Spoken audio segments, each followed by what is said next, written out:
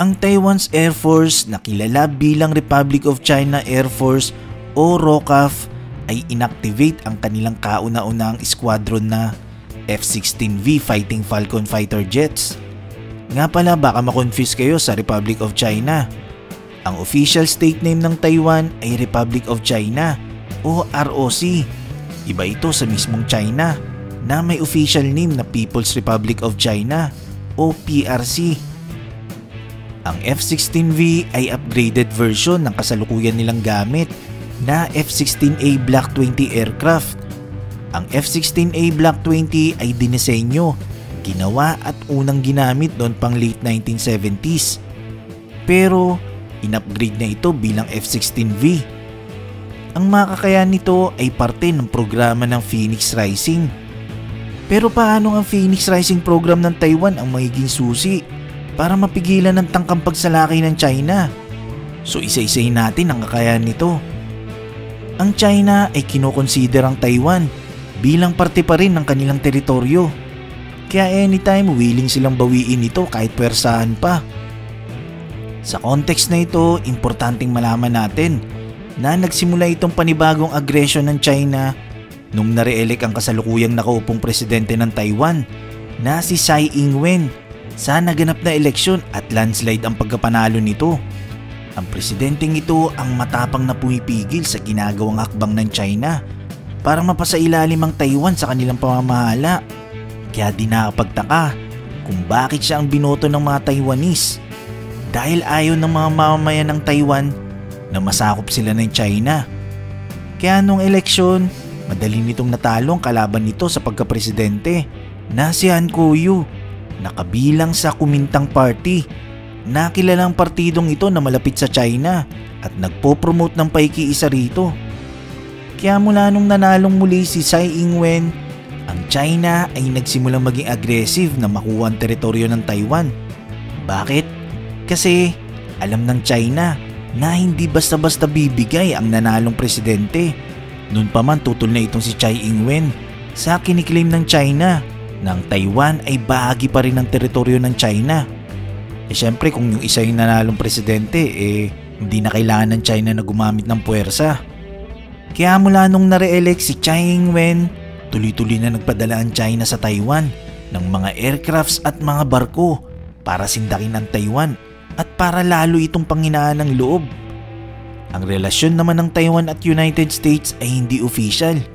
Ibig sabihin informal ito sa ilalim ng Taiwan Relations Act.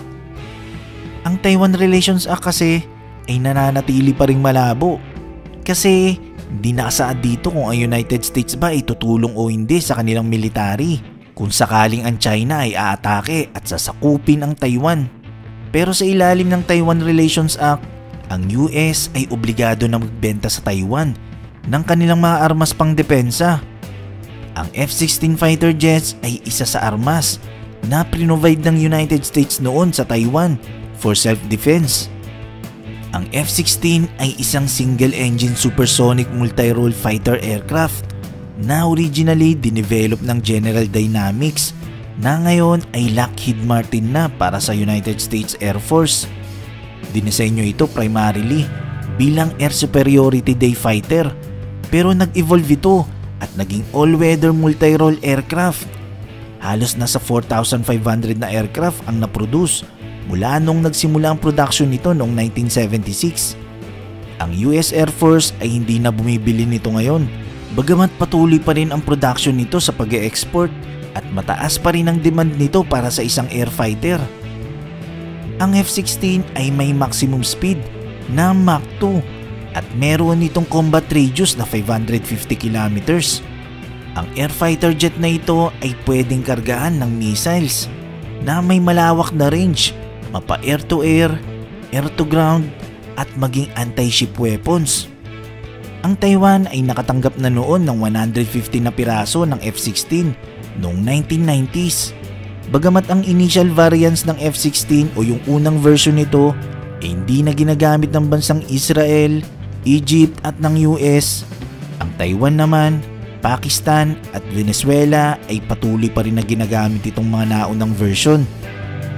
Ang F-16 ay marami nang naging upgrades Kabilang na nga ang latest na F-16V Standard na mayroong SABR o Scalable Agile Beam Radar na isang multifunction active scan array radar. Kabilang sa upgrades nito ay ang bagong mission computers. Tapos inimprove pa ang electronic warfare suite nito.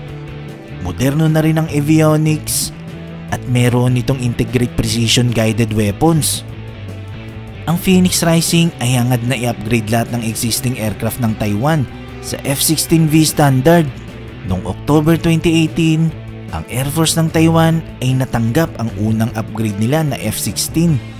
Bukod doon, nagde-develop din ng Taiwan ng indigenous facilities na magagamit para dito mag-conduct ng repairs and maintenance. Ito ay para pag may kailangang i-repair o i-upgrade, hindi na nila ito kailangan pangdalhin sa United States. Bukod sa natanggap ng Taiwan na upgraded F-16 noong 2018, makakatanggap pa ang bansa ng 66 na piraso ng bagong American-made na F-16 fighter jets. Ang deal na ito ay na-finalize noong nakaraang taon ng 2020. Ang Taiwan ay nais talaga na makuha pa ng mga jets, lalo na't tumataas na ang bilang ng Chinese military na nagpapalipad sa mismong himpapawid ng Taiwan. Ang deal na ito ay nagkakahalaga ng $8 billion at inaasahan na darating ito sa kanilang bansa sa taong 2023. Ang mga upgraded na air fighters ng Taiwan na bahagi ng Phoenix Rising program ay makakasama ng bagong F-16 na gawa ng Amerika sa taong 2023. Ang F-16 ay isa sa pinaka-successful na fighter jet sa kasaysayan. Ang latest variant nito na F-16V ay talagang magiging challenge sa kahit anong Chinese fighter, kahit pa yung best air fighter ng China na Chengdu J-20, talagang matcha-challenge ito pag nakaharap ang F-16.